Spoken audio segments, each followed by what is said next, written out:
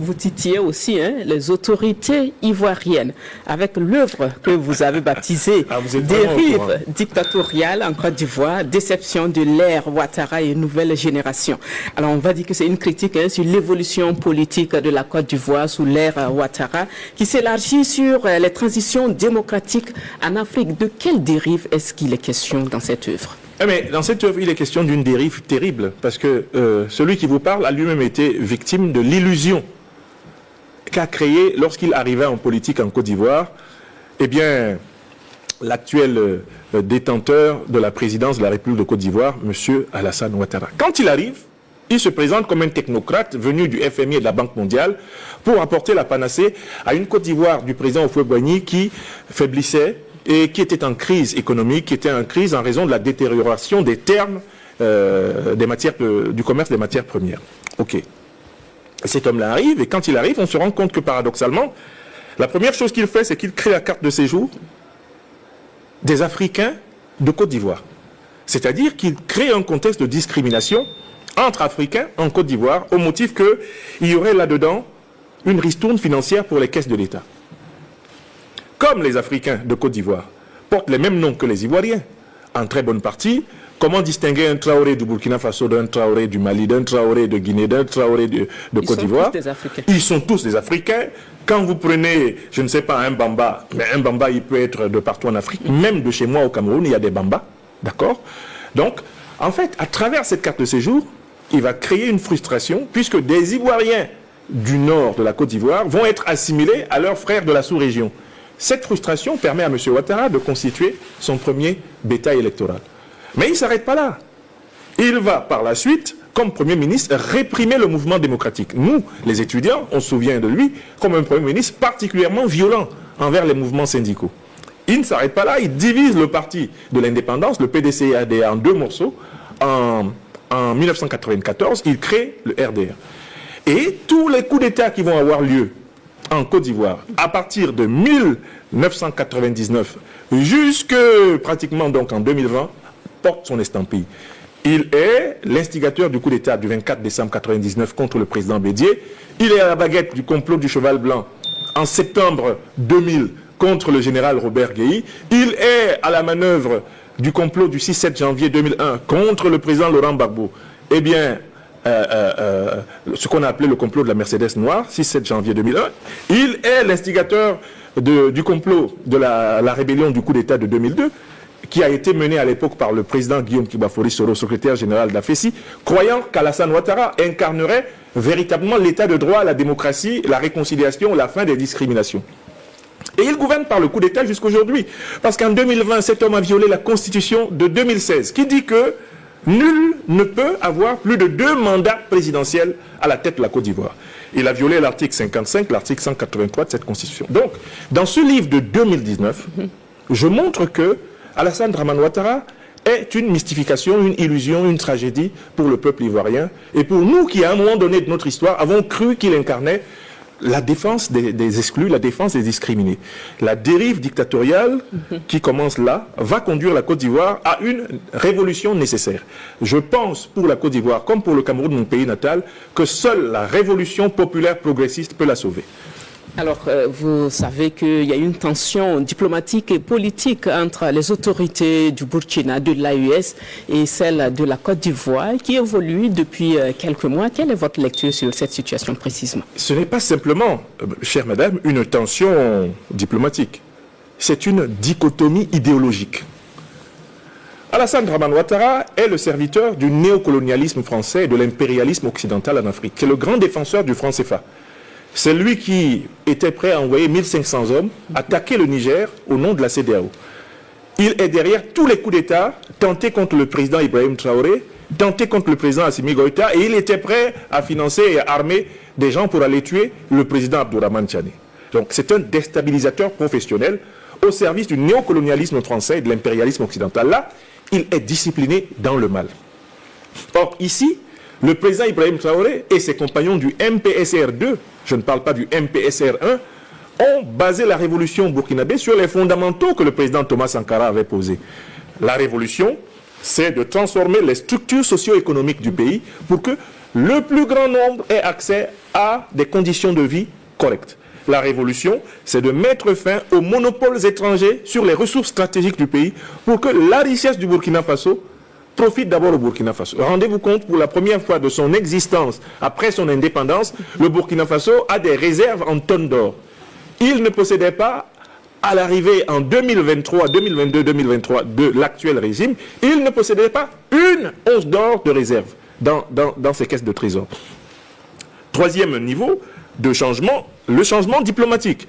Le président Ibrahim Traoré et ses compagnons sont porteurs de la respectabilité africaine. Les partenaires internationaux qui veulent nous soumettre, comme sous l'esclavage, sous la colonisation, on dit non en l'AES. Enfin, il y a un quatrième niveau symbolique très fort, la revalorisation de nos traditions, de nos langues, de nos civilisations, de notre esthétique, de notre manière d'être. Ces 4 manières d'être qui caractérisent la révolution populaire progressiste sont aux antipodes de l'esprit de valet, de vassal néocolonisé dont M. Ouattara, dont M. Biya et tous ceux qui sont issus de la cuisse du colonialisme français sont porteurs à travers l'Afrique. Donc en fait, il s'agit là de l'affrontement de 2 plaques tectoniques idéologiques. D'un côté, le panafricanisme révolutionnaire et de l'autre côté, le néocolonialisme évolutionnaire. Ces gens-là, à qui on a dit, les Africains doivent accepter d'évoluer. Un jour, peut-être, ils seront comme les Occidentaux. Les évolutionnistes néocoloniaux sont en guerre face aux panafricanistes révolutionnaires.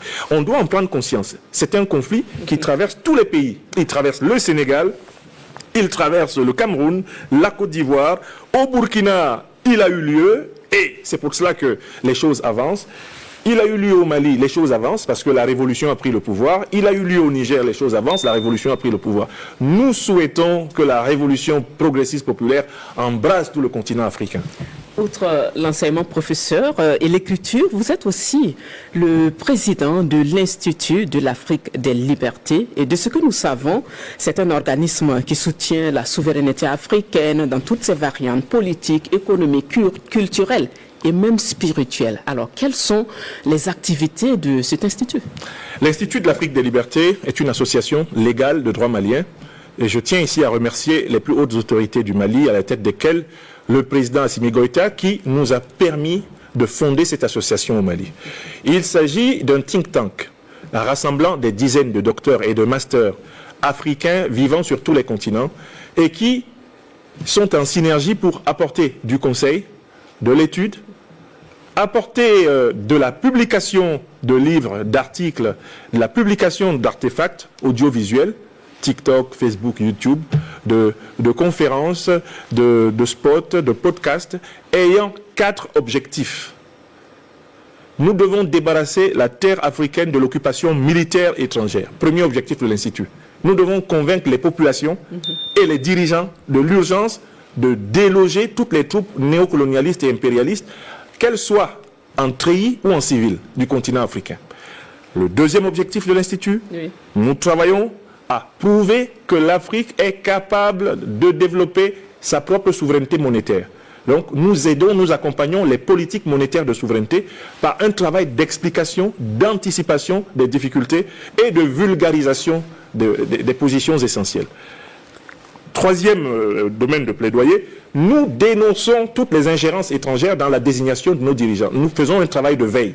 Et le quatrième domaine dans lequel nous travaillons, nous contribuons à produire des manuels éducatifs inspirés des traditions africaines pour révolutionner le système éducatif africain dans une perspective de souveraineté et d'enracinement. Alors, cela, nous avons commencé à le faire dès lors qu'en 2023, nous avons été légalisés. L'Institut a son siège à Bamako et l'un des souhaits que je formule, c'est que nous ayons bientôt une antenne de l'Institut ici, eh bien, à Ouagadougou, comme nous en avons une à Niamey, comme nous en avons une au Cameroun, mon pays natal. Chacune de ces antennes étant un regroupement de cerveaux pour participer au cerveau collectif africain. En conclusion, cette intervention du professeur Franklin Nyamsi révèle toute la complexité du combat idéologique qui se joue aujourd'hui au cœur de l'Afrique de l'Ouest. Derrière les mots forts, c'est toute une vision du continent qui s'affronte. D'un côté, la Côte d'Ivoire d'Alassane Ouattara, symbole d'un modèle néolibéral et néocolonial, soutenu par les grandes puissances, et de l'autre, le Burkina Faso d'Ibrahim Traoré, qui incarne la volonté d'un renouveau souverain et révolutionnaire. Selon Nyamsi, celui qui fut jadis perçu comme un technocrate moderne, réformateur et visionnaire, aurait en réalité trahi les idéaux de la démocratie africaine. Derrière son discours d'ouverture et de développement, se cacheraient des pratiques autoritaires, discriminatoires, et des manœuvres politiques marquées par la manipulation des institutions et le mépris de la souveraineté populaire. Le professeur accuse Ouattara non seulement d'avoir cautionné des violations constitutionnelles, mais aussi d'avoir encouragé une culture du pouvoir absolu au détriment de l'alternance et de la justice. Face à ce modèle jugé corrompu et dépendant de l'Occident, Niamsi érige Ibrahim Traoré et le MPSR2 comme les héritiers d'un panafricanisme révolutionnaire, celui des Sankara, Nkrumah ou Lumumba. Dans cette lecture, le Burkina Faso devient plus qu'un pays. Il devient un symbole, une flamme qui rappelle aux peuples africains qu'il est encore possible de rompre avec les chaînes du néocolonialisme, de refuser la tutelle étrangère et de construire un avenir fondé sur la dignité et la solidarité africaine. Cette opposition entre Ouattara et Traoré ne serait donc pas seulement politique, mais profondément philosophique. Elle oppose la logique du profit à celle du peuple, la dépendance à la souveraineté, la résignation à la résistance. Et dans ce duel idéologique, Franklin Niamsi invite les Africains à choisir leur camp. Celui du statu quo dicté par l'extérieur, ou celui du sursaut historique porté par la jeunesse panafricaine. Ainsi, au-delà des noms et des accusations, cette discussion pose une question fondamentale. Quel avenir pour l'Afrique francophone? Celui de la soumission économique et politique, ou celui de la renaissance par la souveraineté et la conscience panafricaine? Une chose est sûre, la bataille des idées ne fait que commencer, et elle décidera du visage de l'Afrique de demain.